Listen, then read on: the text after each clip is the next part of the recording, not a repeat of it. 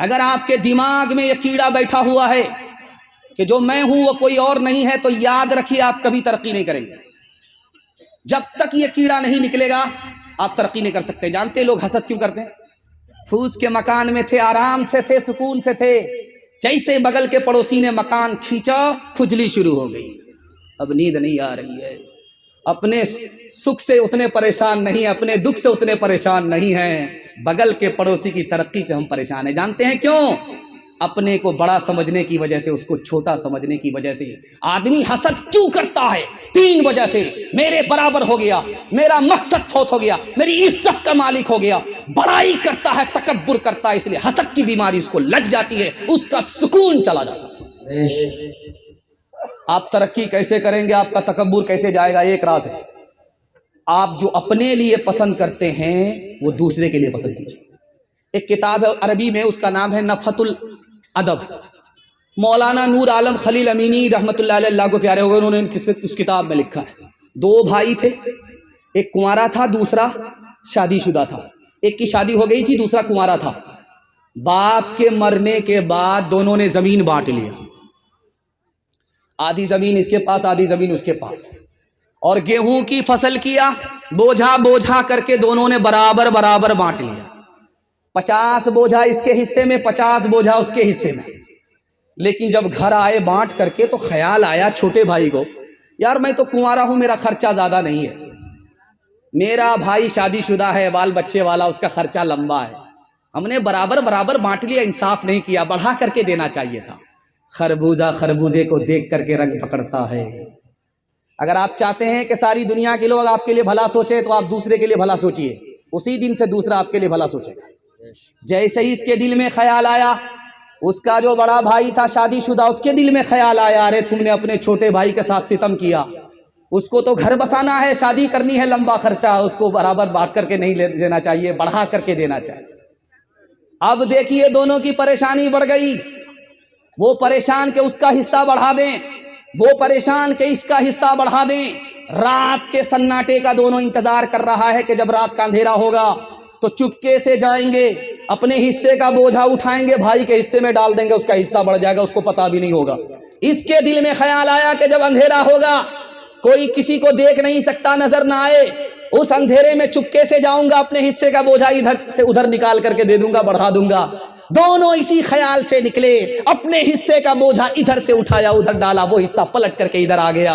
اس نے جو ڈالا اپنے حصے کا بوجھا ادھر، تو وہ پلٹ کر کے ادھر آ گیا۔ یہ کیا ہو رہا؟ کون سا بھوت آ گیا سلیمان علیہ السلام کا کہ بوجھا ادھر ڈال لے، وہ پلٹ کر کے ہمارے پاس آ۔ جب قریب آئے تو دیکھا کہ میرا بھائی اسی ارادے سے آیا ہے، میرا بھائی اسی ارادے سے ہے۔ کہا کہ جب دل ایک ہے، جب خیال ایک ہے، تو آج کے بعد چولہا الگ نہیں ہوگا۔ مسلمانوں سنبھل جاؤ، مصیبت آنے والی ہے، تیری بربادیوں کے مشورے ہیں آسمانوں میں، نہ سمجھو گے تو مٹ جاؤ گے اے ہندوستان والو، تمہاری داستان تک بھی نہ ہوگی داستانوں میں۔ نکل گیا۔ اور میں نے اشتہار میں پڑھا تھا، یہ قومی یکجہتی کے حوالے سے بھی یہ جلسہ چل رہا ہے، تو ہندو مسلمان اتحاد کے حوالے سے، بھائی چارے کے حوالے سے آپ لوگ سننا چاہ رہے ہیں؟ ہاتھ اٹھا دیجئے انشاءاللہ۔ دل ملے یا نہ ملے، ہاتھ ملائیں گے، ہاتھ اٹھائیے انشاءاللہ۔ کوئی فائدہ نہیں ہوگا، پہلے دل ملائیے، اس کے بعد ہاتھ ملانے سے فائدہ ہوگا، اس سے پہلے کوئی فائدہ نہیں ہوگا۔ غیر مسلم کا جنازہ اٹھا ہے، مسلمان دیکھ رہا ہے، کیا پڑھے گا بھائی؟ انا للہ پڑھے گا، فی ناری جہنم پڑھے گا، کیا پڑھے گا؟ حضرت تھانوی نے اغلاط العوام میں لکھا ہے، فی ناری جہنم پڑھنا صحیح نہیں ہے، غلط ہے۔ غیر مسلم کا جنازہ آپ نے دیکھا، ضرور دیکھا، بہت اچھی بات، لیکن فی ناری جہنم آپ نہیں پڑھ سکتے۔ آپ کو کیا پتا کہ کس کا خاتمہ ایمان پر ہوگا؟ آپ کو اپنے بارے میں خبر ہے کہ آپ کا ایمان پر خاتمہ ہوگا؟ یا تو خاموش ہو جائیے، اپنی موت کو یاد کر کے انا للہ پڑھیے، فی ناری جہنم پڑھنے کی اجازت آپ کو۔ مسجد بن رہی ہے، چندہ مسلمان سے لیا جا رہا ہے، غیر مسلم آ گیا چندہ دینے کے لیے، غیر مسلم کا چندہ مسجد میں لگے گا کہ نہیں لگے گا؟ کتاب الفتاوی میں خالد سیف اللہ رحمانی لکھتے ہیں کہ 3 شرطوں کے ساتھ غیر مسلم کا چندہ آپ مسجد میں لے سکتے ہیں. خود مانگنے کے لیے نہیں جائیں گے، وہ خود دینے کے لیے آئے ہیں اور ثواب سمجھ کر کے دے رہے ہیں، اور اس کی گارنٹی دے رہے ہیں کہ ہم یہاں چندہ دے کر کے مندر کے لیے آپ سے چندہ نہیں مانگیں گے، تو آپ چندہ لے سکتے ہیں. یہ ہندوستان کس کا ملک ہے؟ ہندوؤں کا ملک ہے، مسلمانوں کا ملک ہے؟ یہ دارالحرب ہے یا دارالاسلام ہے؟ ہندو کا ملک ہے یا مسلمان کا ملک ہے؟ تو لکھا یہ ہندوؤں کا ملک بھی نہیں ہے، دارالحرب نہیں ہے، یہ مسلمانوں کا بھی ملک نہیں ہے، دارالاسلام نہیں ہے، یہ دونوں کا ملک ہے، دارالامن ہے. جتنا ہندوؤں کا ہے اتنا مسلمان کا ہے، جتنا مسلمان کا اتنا ہندو کا ہے. یہ ملک آزاد کیسے ہوا آپ کو سن کر کے حیرت ہوگی. 1757 میں نواب سراج الدولہ نے انگریز سے جنگ کیا، اس کی برکت سے یہ ملک آزاد ہوا. 1764 میں میر قاسم نے انگریز سے لڑائی لڑی، اس کی برکت سے یہ ملک آزاد ہوا. 1799 میں ٹیپو سلطان انگریز سے لڑتے ہوئے شہید ہو گئے، اس شہادت کی برکت سے یہ ملک آزاد ہوا. اور 1857 میں نانوتوی اور گنگوہی کی مشترک جنگ سے اس کی برکت سے یہ ملک آزاد ہوا. 1947 میں مولانا ابوالکلام آزاد اور مہاتما گاندھی کی تحریک سے یہ ملک آزاد ہوا. کوئی ہندو ہو کہ مسلم سبھی ایک ڈگر کے راہی، یہ وطن ہی اپنا دھن ہے، اسی کے ہیں ہم سپاہی، یہ وطن ہی اپنا دھن ہے.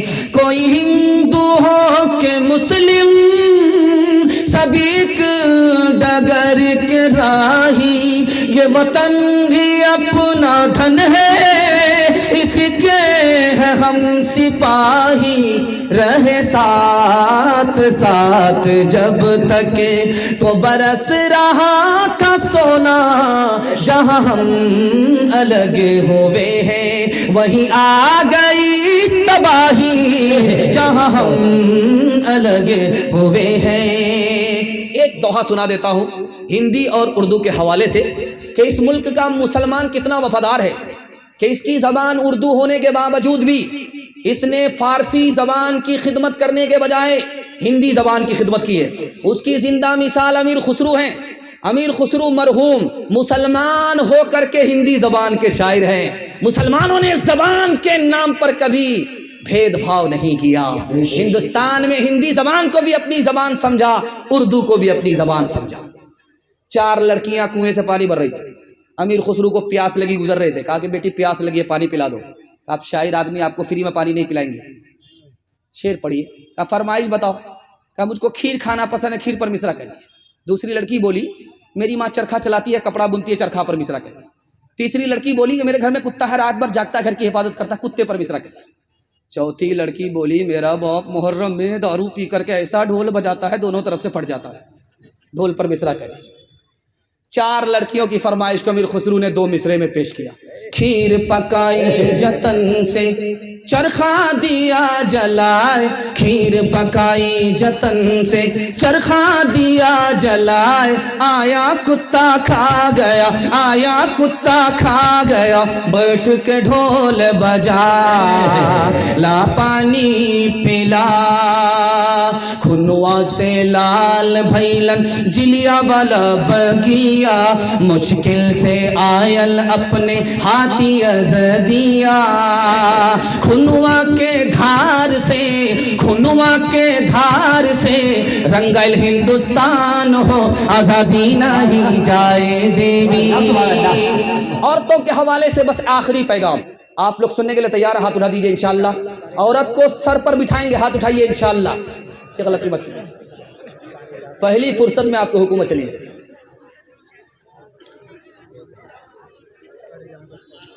دنیا میں اللہ نے 3 چیزوں کو سکون کی بنائی ہے. دنیا میں 3 چیز سکون کی ہے. یہ جو رات میں بیٹھ کر کے آپ جلسہ سن رہے ہیں، اللہ نے اس کو سکون کی چیز بنائی. یہ جب رات آتی ہے تو آپ کو میٹھی میٹھی نیند ملتی ہے، سکون کی چیز رات ہے. اچھا دوسری چیز کیا ہے سکون کی؟ اپنا وطن ہے. پنجاب گیا ہے دھان کاٹنے کے لیے، बेचारा लटक फटक करके जा रहा है, पेशाब रूम में बैठा हुआ है, लटक फटक करके जा रहा है कि बाल बच्चे के लिए कमाना है। कितना बड़ा मुजाहिदा है, कितनी बड़ी कुर्बानी है, जान पर खेल करके जा रहा है। और जब पंजाब से लौटने लगता है तो इंतजार में रहता, घर कब पहुंचेगा, ये स्टेशन देख रहा है, वो स्टेशन देख रहा है, ये स्टेशन देख रहा है, वो स्टेशन देख रहा है। क्यों भाई? जबकि उधर से पैसा था, सीट मिली हुई है, आराम से एसी में आ रहा है, लेकिन उसको सुकून नहीं है, छटपट कर रहा है कि घर आए। अल्लाह ने सुकून की चीज अपना वतन बनाया है। टूटे फूटे घर में, अपने घर में जो सुकून मिलता कहीं नहीं मिलता। और तीसरी चीज जो सुकून की बनाई है वो अपनी औरत है। यही वजह है जो रात कहीं और, बीवी से कहीं और दूर, वो कहीं भी चला जाए उसको सुकून नहीं मिलता। जब बीवी के पास आता है उसको सुकून मिलता है। इंशाअल्लाह मरने के बाद बीवी की कदर करेंगे। हाथ उठाइए, इंशाअल्लाह बिल्कुल सही जा रहा है। ये देखिए, खैर माशाअल्लाह, आपने डिस्क ब्रेक मार करके मेरा दिल खुश कर दिया। जब बेटी रुखसत होने लगती है तो मगरमच्छ के आंसू बाराती भी बहाने लगते हैं। क्योंकि उस वक्त जब रुखसत होती है तो घर में रोने की आवाज आती है। नानी अलग रो रही है, दादी अलग रो रही है, बाप अलग रो रहे, कयामत बरपा है। 18 साल की बेटी को पोस पाल करके जब बाप भेजता है तो कलेजा मुंह को आ जाता है। बड़ा अजीब मंजर होता है। तो मगरमच्छ के आंसू बाराती भी बहाने लगते हैं। उस वक्त में बाप बेटी के कान में कुछ कहता है और माँ बेटी के कान में कुछ कहती है। क्या कहती है वो मैं आपको बताने के लिए जा रहा हूं। माँ कान में कहती है, बेटी मैं कैसे ससुराल जा रही हो, शौहर की नाक की हिफाजत करना, शौहर के कान की हिफाजत करना, शौहर की आंख की हिफाजत करना। बेटी बोलती, अम्मा कान उसके हैं, आंख उसकी है, नाक उसकी, हिफाजत मैं कैसे करूं? का बेटी तुम्हारे गुनाह की बदबू तुम्हारे शौहर की नाक में ना पहुंचे, ये नाक की हिफाजत है। बेटी तुम्हारी गाली और तुम्हारी गंदी बात तुम्हारे शौहर के कान में ना पहुंचे, ये कान की हिफाजत है। बेटी जब शौहर घर में रहे तो अटीचर फटीचर मत रहना, साफ सुथरे कपड़े पहन करके रहना, आंख में सुरमा लगा करके रहना, वजू के साथ रहना। जब शौहर तुमको अपनी आंख से देखे तो उसका दिल भी ठंडा हो जाए, उसकी आंख भी खुश हो जाए।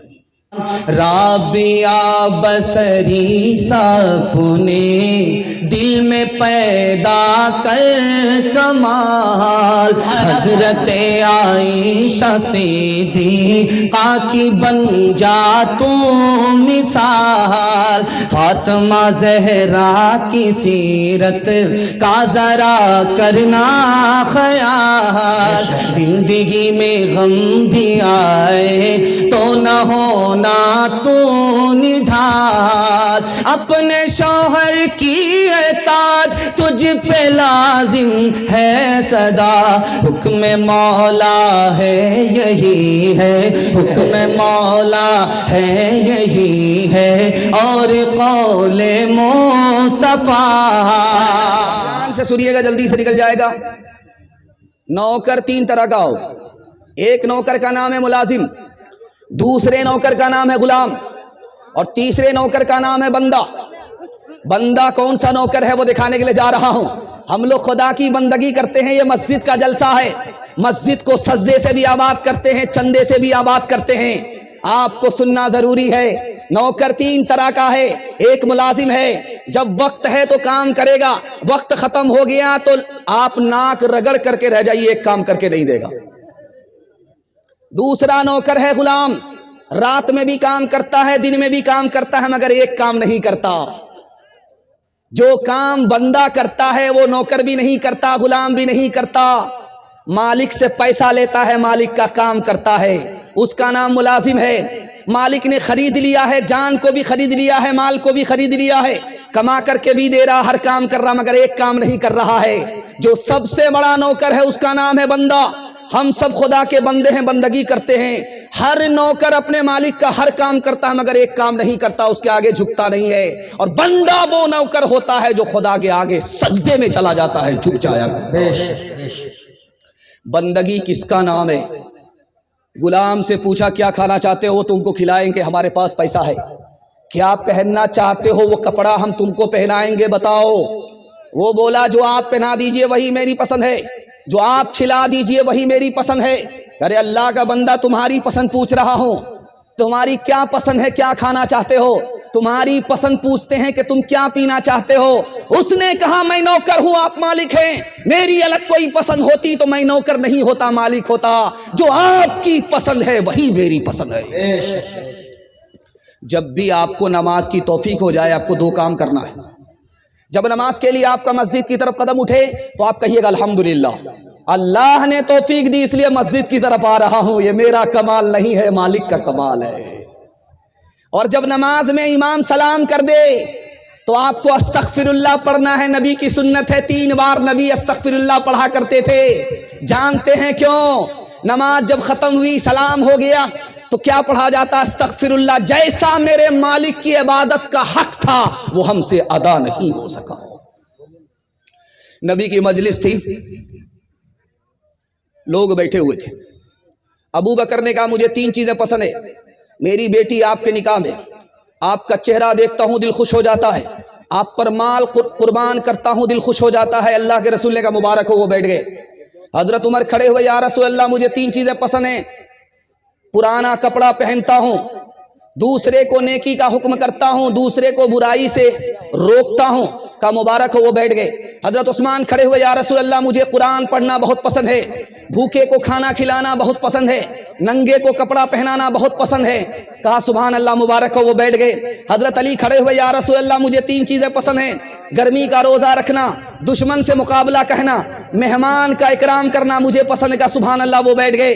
اب اللہ کے رسول نے کہا مجھے بھی 3 چیزیں پسند ہے دنیا کی 3 چیزوں کو میں پسند کرتا ہوں. مجھ کو خوشبو پسند ہے, اور مجھے دنیا کی نیک عورت پسند ہے, مجھے نماز پسند ہے کہ میں سجدے میں ہوتا ہوں خدا سے قریب ہو جاتا ہوں. ہاتھ اٹھا کر کے وعدہ کیجئے, بازار روز جائیں گے اور نماز پڑھنے کے لیے جمعہ کو آئیں گے. ہاتھ اٹھائیے, انشاءاللہ ہم بھی آپ کو رانچی لے جائے بغیر نہیں رہیں گے. بندگی سے ہمیں تو مطلب ہے, ہم ثواب و عذاب کیا جانے, کس میں کتنا ثواب ملتا ہے, عشق والے حساب کیا جانے. وہ عجب لوگ تھے جانے کیا لوگ تھے, وہ عجب لوگ تھے جانے کیا لوگ تھے, زندگی چھوڑ دی بندگی کے لیے. وہ عجب لوگ تھے جانے کیا لوگ تھے, وہ عجب لوگ تھے جانے کیا لوگ تھے, زندگی چھوڑ دی بندگی کے لیے. ایک ہم لوگ ہیں جانے کیا لوگ ہیں, بندگی چھوڑ دی زندگی کے لیے. بسم اللہ بڑا اچھا ہوا, کھاتا بڑا اچھا کھلا ہے. اللہ ہمارے سنانے کو, آپ کے سننے کو بے حد قبول فرمائے. دوسرا پیغام نبی کی سنت اور نبی کی اطاعت کے حوالے سے آ رہا ہے. نبی نے اس دنیا میں صرف 10 سال کے اندر اتنا بڑا انقلاب پیدا کیا کہ 10 سال کے اندر 9 لاکھ مربع میل زمین پر اسلام پھیلا دیا. ہمارے نبی نے صرف 10 سال کے اندر 9 لاکھ مربع میل زمین پر اسلام پھیلا دیا. ابو بکر آئے تو 11 لاکھ مربع میل زمین پر اسلام پھیلایا, اور جب عمر آئے 22 لاکھ مربع میل زمین پر اسلام پھیلایا. جب عثمان آئے اور علی آئے تو اس دھرتی پر اسلام کو 44 لاکھ مربع میل زمین پر پھیلا دیا. اور جب حضرت امیر معاویہ کا دور آیا تو اس دھرتی پر اسلام 64 لاکھ مربع میل زمین پر پھیل گیا. یہ راز آپ کو بتا رہا ہوں, اللہ کرے کہ آپ کے دل تک پہنچے اور نبی کی اطاعت کے لیے آپ کھڑے ہو جائیں. ہمارے نبی آخری نبی ہے. جب آپ کا تکیہ پر سر جائے تو 3 چیزوں پر غور کیجئے گا. 3 منٹ کے لیے تکیہ پر سر جائے گا تو آپ 3 منٹ کے لیے سوچئے گا کہ اللہ نے ہمیں انسان بنایا, بندر بنا دیتا تو کیا بگاڑ لیتا. جب تکیہ پر سر جائے تو دوسری چیز پر دھیان دیجئے گا کہ اللہ نے ہمیں مسلمان بنایا, اسلام مفت میں دے دیا. ہم نے کوئی قیمت نہیں چکائی، اللہ نے فری میں اسلام دے کر مسلمان بنا دیا۔ 2 منٹ کے لیے ضرور سوچئے گا، اور جب تکیہ پر سر رہے تو یہ ضرور سوچئے گا کہ اللہ نے اپنا کتنا بڑا احسان کیا کہ آخری نبی کی امت میں پیدا فرما دیا۔ ہمارے نبی آخری کیوں ہیں؟ قیامت تک کے لیے نبی ہے، اس لیے ہمارے نبی آخری ہے۔ معراج میں جب گئے آسمان ختم ہو گیا، اس کے بعد عرش آیا، عرش کے بعد دنیا ختم ہو گئی۔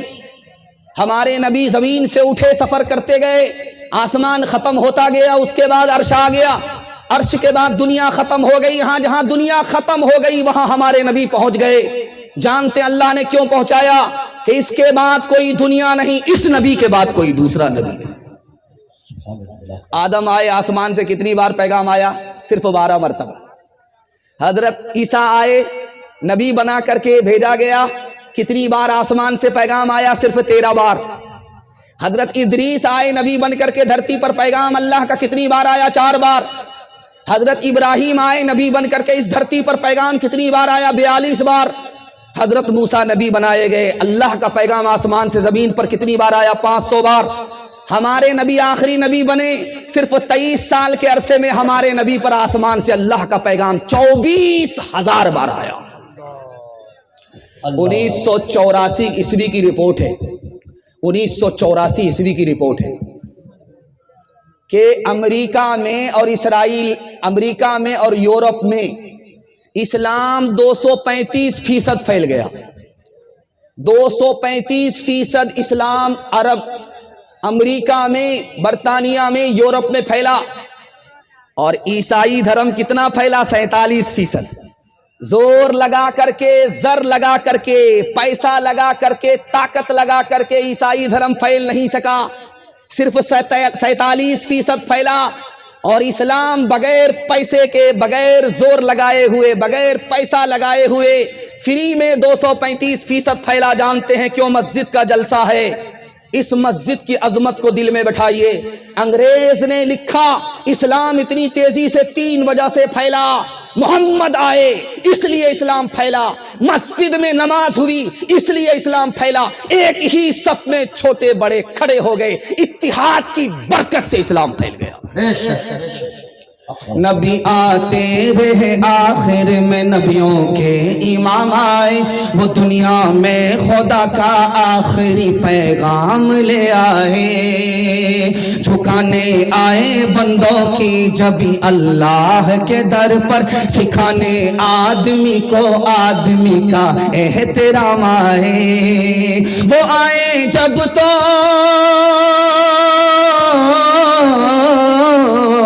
وہ آئے جب تو عظمت بڑھ گئی دنیا میں انسان کی، وہ آئے جب تو بندوں کو فرشتوں کے سلام آئے، وہ آئے جب تو بندوں کو فرشتوں کے سلام آئے۔ ہاتھ اٹھائیے، وعدہ کیجئے بیوی سے پوچھ کر کے داڑھی رکھیں گے انشاءاللہ۔ یہ دیکھیے بڑا مشکل کام ہوگا، دوپٹے کی ہوا لگی قبلہ بدل جائے گا۔